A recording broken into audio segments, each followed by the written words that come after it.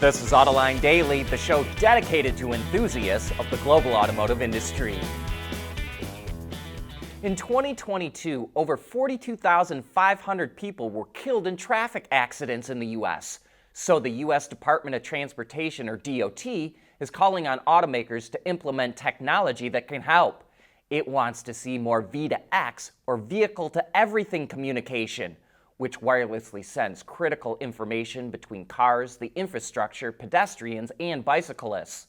By 2036, the DOT hopes the entire highway system and 85% of intersections in major metro areas are covered, and that 6 automakers have at least 20 vehicles that can operate V2X.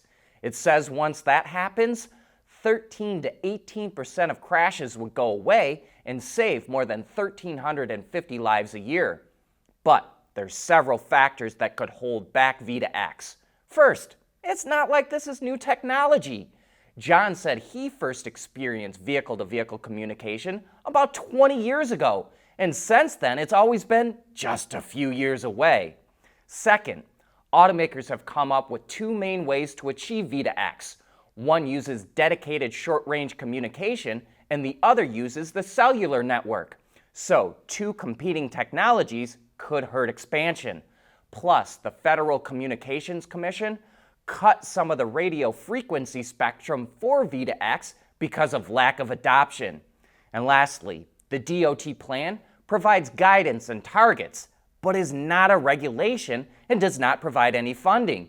It would be up to NHTSA to mandate the technology, and that typically takes NHTSA a decade to implement.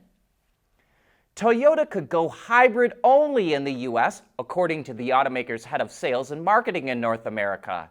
He said, quote, "Going forward, we plan to evaluate car line by car line whether going all hybrid makes sense.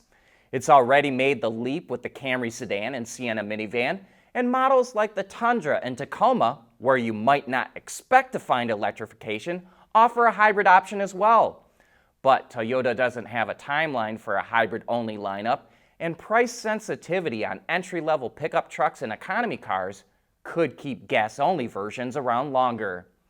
But speaking of hybrids, we've got an indication that Porsche will expand its hybrid lineup. It's acquiring a majority stake in V4 Drive battery, which makes cylindrical lithium-ion cells that are used in the hybrid version of the 911 Carrera GTS. As part of the deal, Porsche is providing V4 Drive with a new production facility, which is scheduled to start making batteries next year.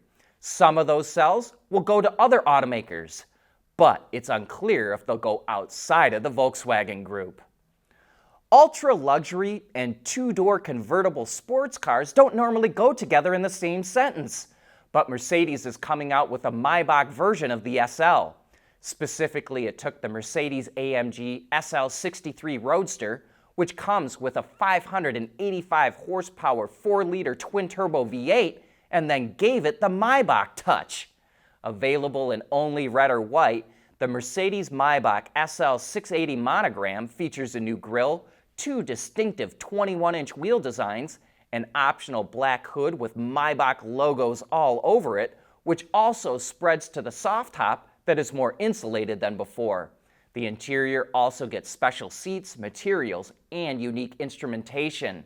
No price was given, but the Mercedes-AMG SL63 starts at roughly $113,000. Keeping your heart racing in and out of the gym. That's what really matters. Bridgestone Potenza Sport AS tires, with a 50,000-mile limited warranty.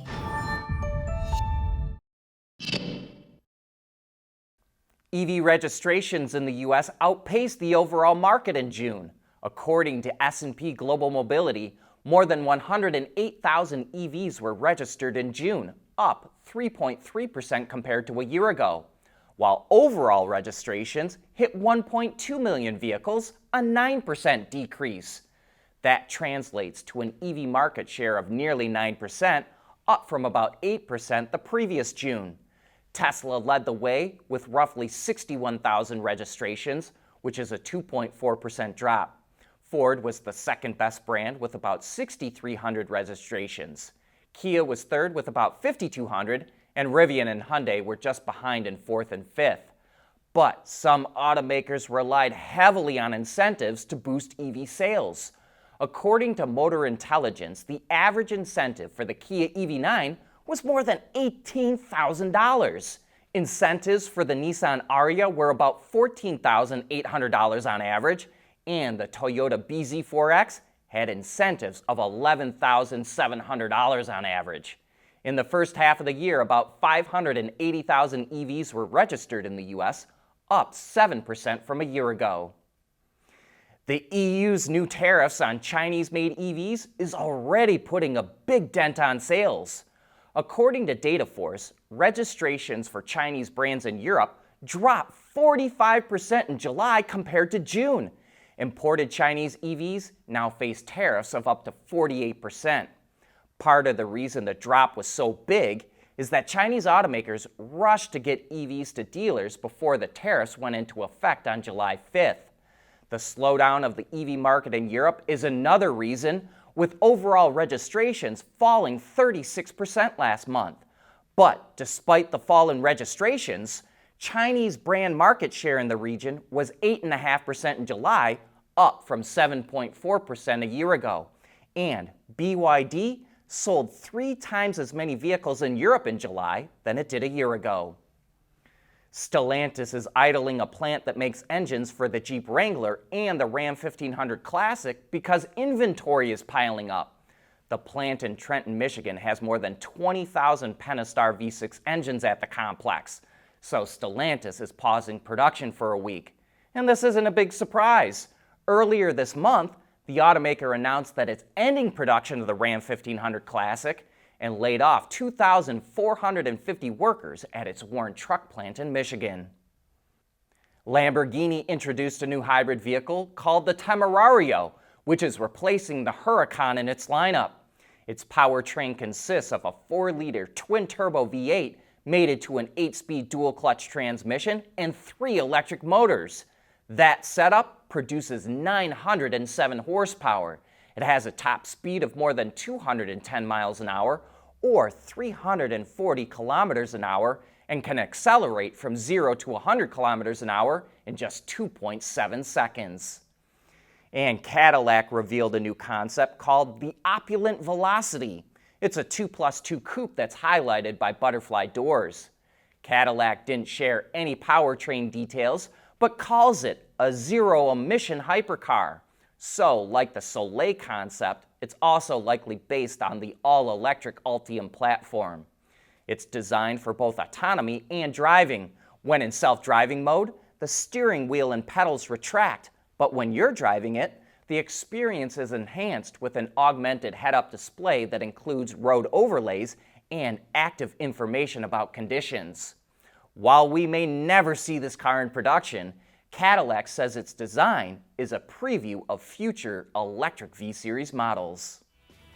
And with that, it brings us to the end of today's show. Thanks for making Autoline a part of your day.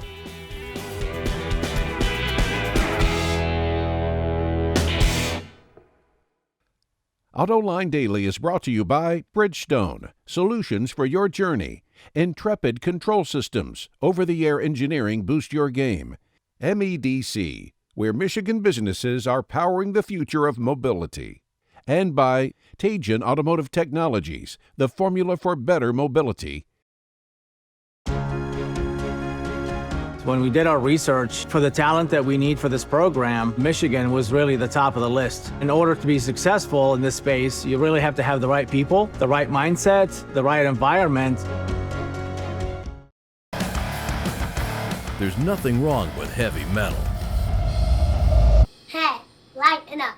But with world-class composite material, Tejan Automotive Technologies makes vehicles lighter, safer, and more eco-friendly. Intrepid's NeoVi Pi, allowing automotive engineers to interface, capture, and monitor vehicle data using Raspberry Pi. As a matter of fact, it's the automotive industry's first robust platform for Raspberry Pi, featuring Intrepid CAN-FD technology and Raspberry Pi Compute Module. The NeoVi Pi is designed for automotive environments, allowing use with relative power ranges and applications. In addition, the NeoVi Pi enables you to use the Raspberry Pi for compute while avoiding additional development to adapt to network environments. That makes the NeoVi Pi powerful enough to solve your vehicle network problems, yet small enough to fit in your backpack. One of many Intrepid tools used for developing zonal architecture and software-defined vehicles.